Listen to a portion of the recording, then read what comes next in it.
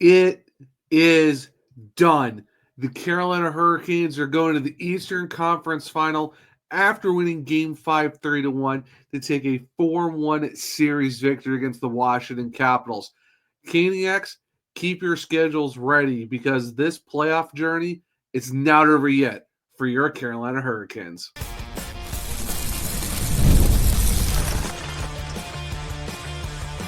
You're Locked On Hurricanes, your daily podcast on the Carolina Hurricanes. Part of the Locked On Podcast Network, your team every day.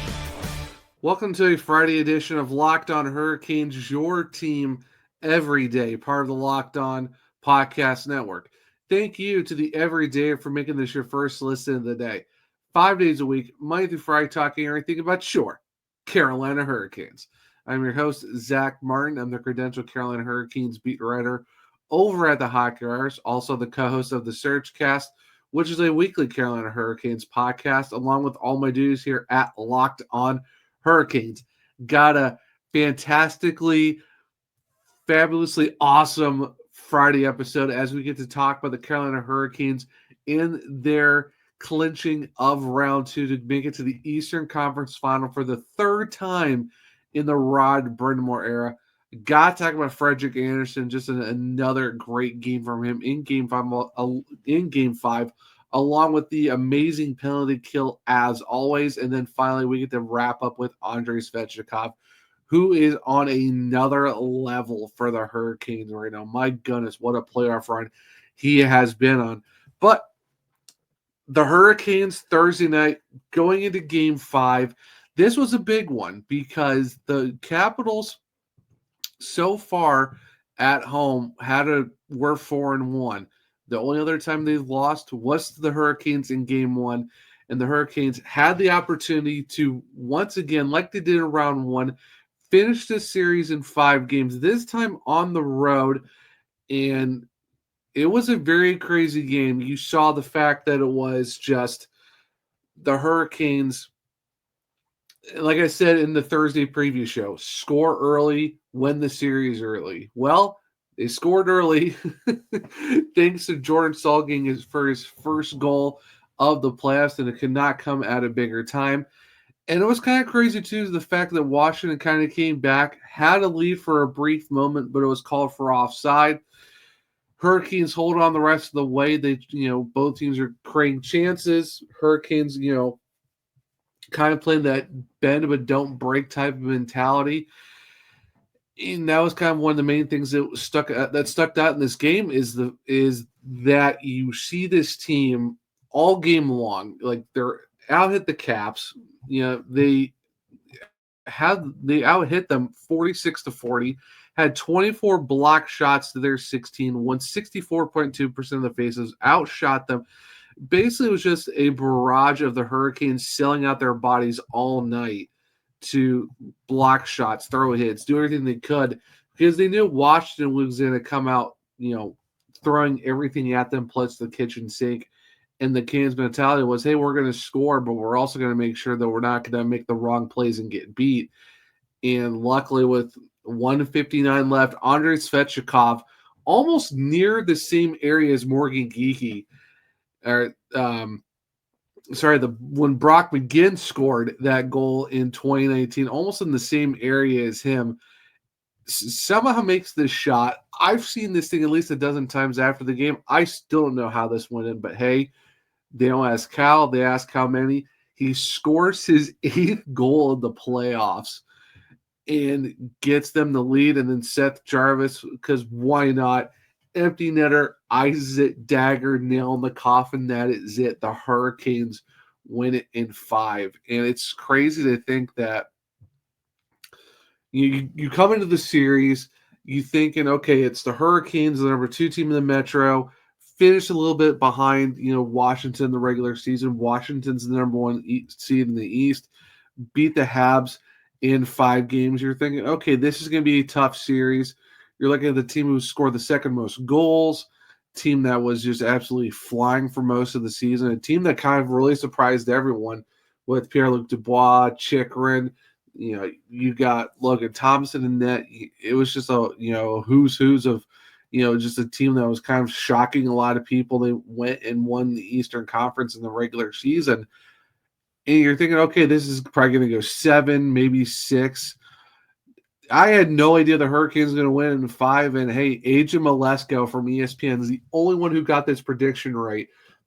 Mike Monaco and some others did pick the Hurricanes to win it, but AJ Malesko was the only one to pick the Canes in 5, and they did. And hey, you're not going to complain because then you get some extra days off, and now you're waiting for the winner of the Florida Panthers and the Toronto Maple Leafs with their Game 6 on Friday night. So now it's just kind of sit back and just watch everyone else stress out about their games because the Hurricanes are done. They're done in the second round. They now get to rest up for the Eastern Conference Final. And just what an overall great game. And stick taps to Alexander Nikishin. What a debut for this kid. Comes out, hasn't played any games in the regular season for the Hurricanes. He gets plopped right into a winner. It's an elimination game. You win, you move on. If you lose, you come back for Game 6. So Nikishin did get a penalty, which was crazy, but it was a great play though by him to stop the 2-on-1. It's just unfortunately Dubois was skating right into him, so nothing you can do about that. But in 10 minutes and 33 seconds of ice time, which is pretty small considering you look at the rest of the defense, where it's like Sean Walker at 23, Gostisbehere at 17:47, Orlov at 20:50, 21:52 for Burns, Slavin 22:25. He did have 16 shifts, but I think the fact that Rod didn't really want to throw him to the Wolves that badly, where it's like, okay, it's your first game, it's in the playoffs, we're not going to absolutely just, throw you out to the Wolves and kill you and knock out your confidence. But overall, though, in 16 shifts, 13 minutes and 33 seconds of ice time, he actually had 2 shots. One of them was in the mid-90s. Of course, he did win the hardest shot in the KHL. He actually had 2 hits as well in this game, and one of them was an actual reverse hit, which was pretty funny. But not a bad overall debut for him because Jalen Chatfield did miss with undisclosed injury. Sounded like he was going to play. Last minute, he wasn't. Nikishin comes in. And overall, I thought he did a pretty good job. I mean, first game did have some nerves, didn't, turn the puck over a couple times, but made some great plays. One, especially against Alexander Ovechkin on a one-on-one. So that was just a great job by him. So gotta give stick taps to Nikishin for like, hey, we're just gonna throw you in. We'll see what happens in Game 5. And didn't play over 11 minutes, but still got some, got that taste of playing some hockey. So welcome to the National, Alexander Nikishin, and it's a playoff game, which is really awesome to see too. But overall, just an overall great game by the defense. I mean, you look at Jacob Slavin, 22:49. 9 block shots in this game. My goodness, Jacob Slavin. How about Sean Walker, 23 minutes, the most out of all defensemen, 5 block shots, and he had a point in this game as well on an assist. And I've been saying this since Game 3 when I asked Rod Brennamore about Sean Walker. Sean Walker has had a underrated regular season, underrated start to the playoffs, especially in this series over the last few games.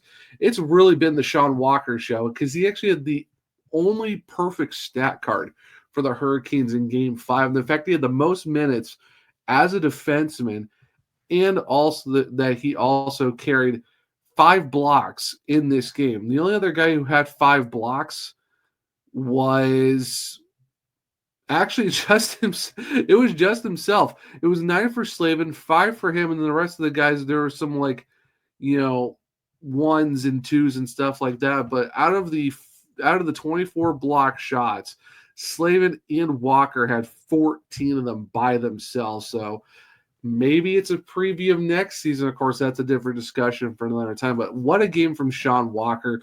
Overall, just a great game by the Hurricanes. Like I said, winning 64% of the faceoffs, out-hit, out-block shot, outdid everything against the Capitals. And the fact that they held on, did get scored on, got called back for the offside, but still played their game, played their structured defense, and they did one of the keys that I said, that as long as you played 60 minutes of Hurricanes hockey, was it slow? Was it meh at sometimes? I would say yes, but also the ice was very bad in this game too. So I could definitely tell it was kind of tough for pretty much both sides to get any offense going. But the Hurricanes held on. They bend but did not break. And now they get to go to the Eastern Conference Final for the third time in the Bryn Mawr area. Love to see it. What an absolute game. And of course, we got to talk about the guy in the net who absolutely just showed out once again in Frederik Andersen. So stick around and we'll talk about Freddie and the penalty kill units because they were on another one in this game. So stick around. We'll talk about that here in a second on a Friday edition of Locked On Hurricanes. There's nothing like playoff hockey, especially at the Lenovo Center. The energy, the rivalries, the nonstop action. With the Stanley Cup playoffs heating up, there's never been a better time to see it live. And Game Time makes getting in the building fast and affordable. Game Time gives you last-minute ticket deals, zone deals for deep discounts, panoramic seat views, and all-in pricing with no hidden fees. Plus, ticket prices often drop the closer you get to puck drop, so you can score big without overpaying. You can save huge with zone deals. They pick the best seats at the lowest price. Take the guesswork out of buying tickets with Game Time. Download the Game Time app, create an account, and use code LOCKEDONNHL for $20 off your first purchase. Terms apply. Again, create an account and redeem code LOCKEDONNHL for $20 off. Download the Game Time app today. Last minute tickets, lowest prices guaranteed. Welcome back to segment 2 of Locked On Hurricanes, your team every day. And like I said at the end of segment 1, we got to talk about Frederik Andersen because my goodness, what a run he has been on. This is his 5th consecutive game in this playoff series where he's had a 900 save percentage or better. In Game 5, stopped 18 of 19 for a 947. That was his second best save percentage in this series. Of course, again, that shutout back in Game 3 against Washington. But how about the fact that this, too, he's in the 5 games, he's given up 6 of the 7 goals for the Hurricanes. Of course, one of them one's an empty netter, doesn't count against them. But he's given up 2 goals twice, Games 2 and Game 4, and gave up 1 goal twice, Game 1 and Game 5, and of course he got the shutout. He gave up 6 goals in 5 games against the Washington Capitals. That is absolutely mind-boggling to think about. And this is a crazy stat, too, in terms of just the defensive game and how good they were. That they gave up 4 5v5 goals against, and not a single Capitals player had multiple 5-on-5 points. This is from Ryan Henkel. Only 5 Washington skaters even had multiple points, all finished with just 2. They were outchanced 319 to 197. That's how many chances the Hurricanes had compared to the Capitals. 319 to 197 in 5 games. Oh, Ovechkin, Strome, and Wilson, 0 5-on-5 points. 0 5-on-5 points. That is how good Freddie Andersen in this Hurricanes defense was. I mean, look at this too. Ozone possession time, 36 minutes and 33 seconds for the Hurricanes compared to 32:52. Shot attempts 386 to 250. Expected goals 16.5 for the Hurricanes, 14.8 for the Capitals. How about this for the series though? 15-7. Hurricanes outscored the Capitals in the regular season 14-10 in 5 playoff games. 16.5 expected for the Hurricanes, scored 15. Capitals 14.8 expected, 7 goals. And Frederik Andersen gave up 6 of them. My goodness. Like what more can you say of just a great game that Freddie had in this series? And you look at where he is in this playoff overall.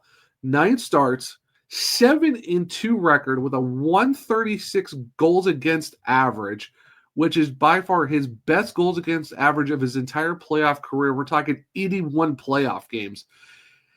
And he has a 937 save percentage. That's only .010 off from his best ever. Of course, that's the 16 playoff with the Ducks in 5 games.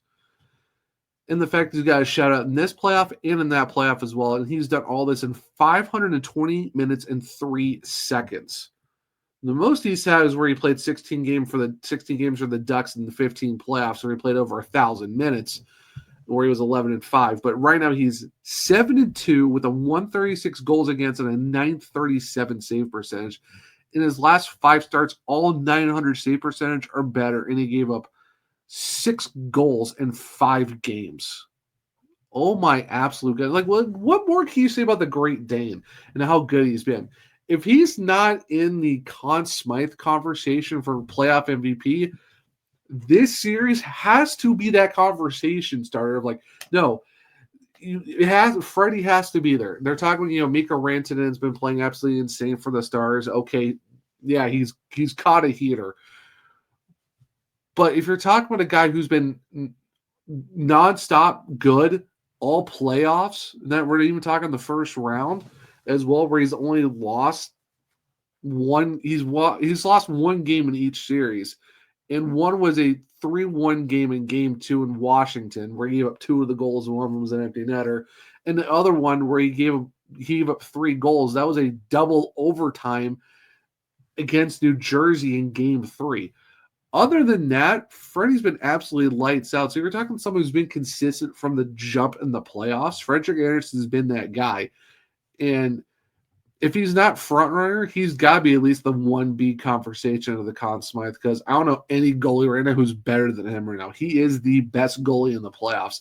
And he showed that in this series, and he showed that in this game, making some very big saves when he needed to against Chychrun, stopped Karlsson on a breakaway when he rushed to the net. He stopped Ovechkin in a couple big chances as well. And it's just, that's the demeanor of how good Freddie's been. Just calm, cool, collective, basically icing those Danish veins. Because I don't know what else can you really say about Freddie. He's just been playing great. And like I said, we talked about the out-chancing, limiting the Capitals to what they need to do on 5v5. Let's talk about the penalty kill.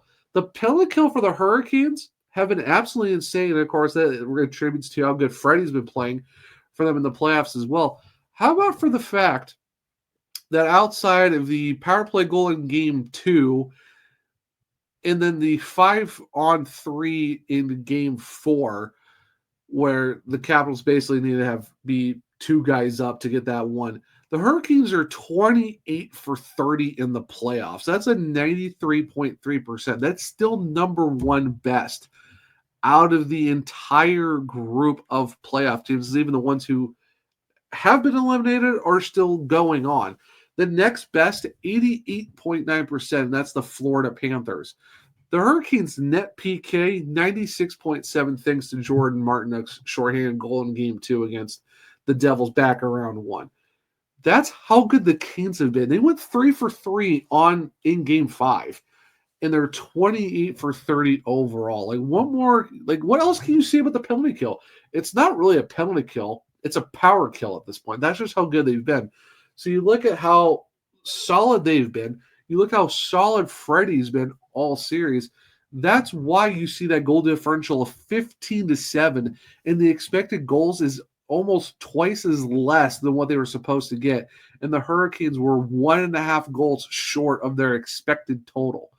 That is just an insane number to think about. You're looking at a 5-game series. The Hurricanes scored 15 goals in 5 games. That's a 3 average for the entire series.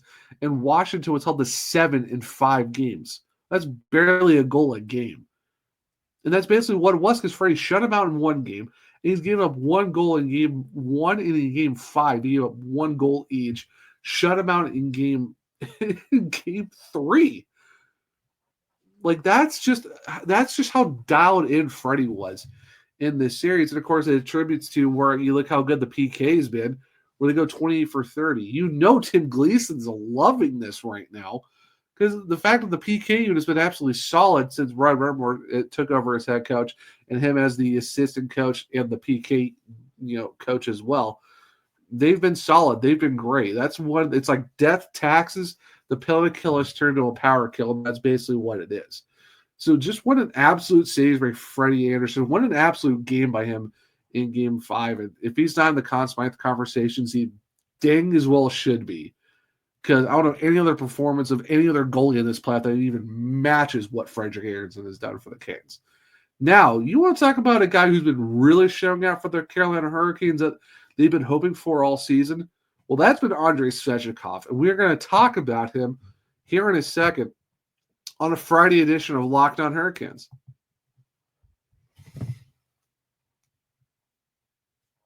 Welcome back to segment 3 of Locked On Hurricanes, your team every day. We got to talk about Andrei Svechnikov. I know we've talked about him a lot over the last few episodes. I think I've pretty much talked about Frederik Andersen almost every episode that we've done, just because that's how good both of these guys really have been for the Hurricanes these playoffs, especially in this series. How about this? This was going into the game on Thursday night. Andrei Svechnikov, 7 goals in the postseason are the most by a Hurricane/Whalers skater through the first 9 postseason games in the franchise history. Well, toss that stat out the window. Now, how about for the fact that he's got 8 goals in the first 10 games? Playoff Svechnikov is absolutely here, and you love to see it. And this is from Greg Harvey on Twitter/X. Players have 8+ goals, 3+ game-winning goals, 35+ shots on goal in 2 or fewer penalty minutes through 10 games in a single playoff run. How about Steve Payne in 1981, Wayne Gretzky in 1983, the last time, 1987, Tim Kerr, and now 2025, Andrei Svechnikov. That is it. 4 guys made this list of 8+ goals, 3+ game winners, 35+ shots, 2 or few penalty minutes in the first 10 games in a playoff run. 4 guys. Payne, the great one, Kerr, and now Andrei Svechnikov. And Rod even said, too, we've been waiting for this Andrei all season. And what a way for him to turn up. It's right now in the playoffs. Just an absurd run Andrei's been on right now. And you love to see that. Because it's basically what you've been waiting for. You've been waiting for Andrei Svechnikov to absolutely just take over games, take over series, and he's absolutely done that. For the fact that he is now tied, or the fact that he's 1 point back of Jarvis and Aho for 10 points in the series, or in the playoffs, with the fact that he leads the team with 8 goals. 8 goals, 3 game winners, and a power play goal. Yeah, Sebastian Aho has 3 power play goals, but 1 game winner. Andrei Svechnikov has 3 game winning goals. And how about this, too? He currently is tied for a +6 with Jalen Chatfield and Dmitry Orlov. He is second best in the plus-minus category. He's actually the best forward in the plus-minus. Next best for forwards is Sebastian Aho at a +4. The only guy that's ahead of Orlov, Chatfield, and Svechnikov in the plus-minus is Jacob Slavin at a +7. And, of course, it's good that Spencer Carberry's like, Slavin should be in Norris conversations, but that's a different discussion for another time.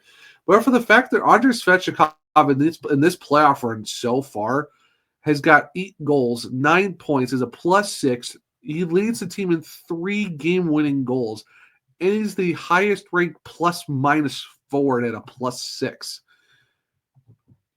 And the fact that he scored a goal in Game 5, which helped lead the Hurricanes to the win. Of course, Seth Jarvis was the only guy with a multi-point night with the goal, with an assist, and of course the empty netter to put the last nail in the coffin for the series. But Andrei has been just an other level type of guy. Like, you've heard a lot of people talk about it. He's a great power forward who's got speed, obviously really good stick handles because he's scored the Michigan multiple times. Isn't afraid to throw the body. And I like the fact that his maturity in these playoffs have been absolutely phenomenal to watch. Only 2 penalty minutes, and it was kind of just that, why was he even called for it type of thing. But overall, I mean, the maturity of him to not take a lot of penalties, it seems like it's almost like they're not really giving him it's Andrei Svechnikov. He threw a reverse hit and the guy fell down. Let's give him a penalty for it.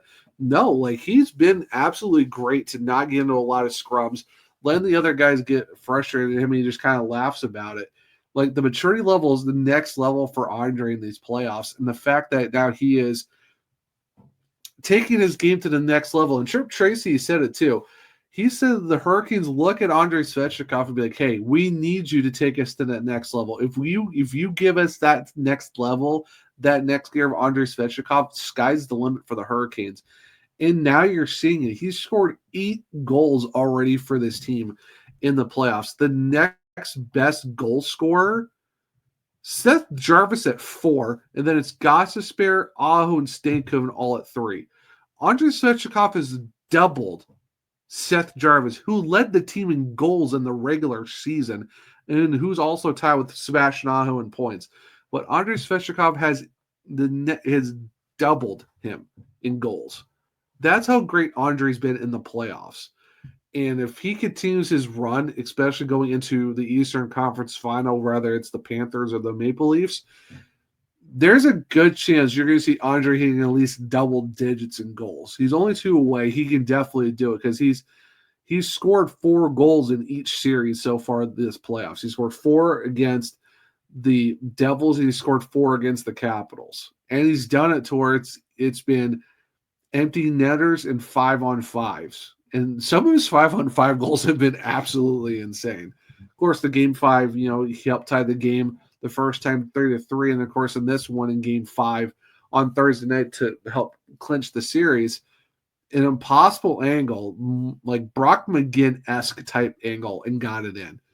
But Andrei has just been so great for the Hurricanes this playoffs. Like I said, we've been waiting for it all season, and the fact that he's getting hot at the right time is what you really need. And you can tell the confidence is back. He's smiling, having a great time. Like, that goal has to be huge for him right now because almost everything he's kind of shooting is going into the net. Like I said, 35-plus shots, 8 goals. That is not a bad number to have if you're Andrei Svechnikov with the way he's been playing right now, especially in these playoffs, because I really don't know what more you can really say about that for the fact that he's been just shooting the absolute lights out and is getting finally the opportunity to do it. How about this? His shooting percentage right now in 10 games. So if you're looking at least 10 games played or more, of course, he played 6 games back in the 20 playoffs. He had a 28.6. But if you're talking about at least playing 10 games or more in the playoffs, this is his best ever shooting percentage. How about a 22.9? 8 goals in 10 games. He's at 22.9. 35 shots, 8 goals. 22.9%. My goodness. Green light Andrei Svechnikov. Like, this dude is absolutely just shooting like a madman right now. Talk about being hot at the right time. You love to see it. Just fantastic job by Andrei Svechnikov. So one last quick stat before we wrap up the show. This is from Walt Ruff. The Canes have earned their 10th series win under head coach Rod Brind'Amour, who has been involved in each of the franchise's 6 conference final appearances. Head coach in 2025, 2023, and then in 2019 as well. Of course, that was the ragtag bunch that started this whole run. But then as a player, 2009, 2006, and 2002. Yeah, that's absolutely insane thing about the fact that Rod Brind'Amour has been involved with this franchise's 6 Eastern Conference final appearances, 3 as a coach now, and 3 as a player. I mean, what a run it's been in the playoffs. It's just so exciting. The fact we're going to get more playoff hockey in Carolina, and the Eastern Conference Finals is going to be electric. It doesn't matter who the Hurricanes are going to play.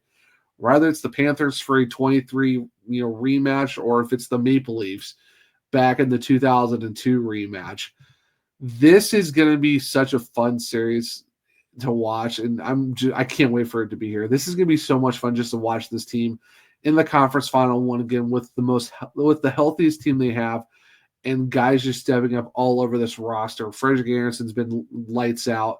Penalty kill has been great. Andrei Svechnikov, Aho, Jarvis, the depth of Gostisbehere, Blake, and just everyone. Jordan Staal's getting on the scoring. You just love to see it, and what a run it's been so far. And Caniacs, just get ready for more hockey because the journey is not done yet.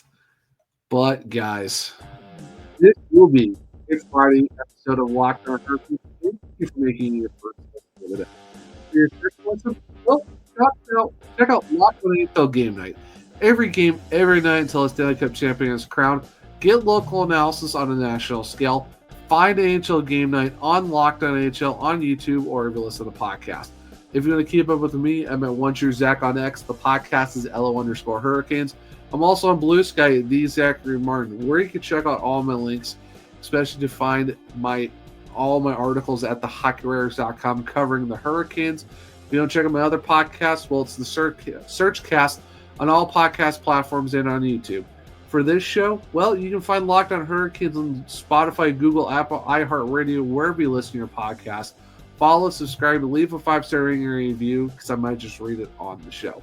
For YouTube, well, it's Locked On Hurricanes. Subscribe. Hit the bell notification so you don't miss the show. Hit the thumbs up to let me know if you like the show as well. Share with other Caniacs to become everydayers just like you. But hope everyone enjoyed the Friday edition of Locked On Hurricanes as your Canes move on to the Eastern Conference Final. Enjoy your Friday. Enjoy your weekend. And until next time, as always, let's go Canes. Let's get ready for some Eastern Conference hockey, y'all. Have a good one.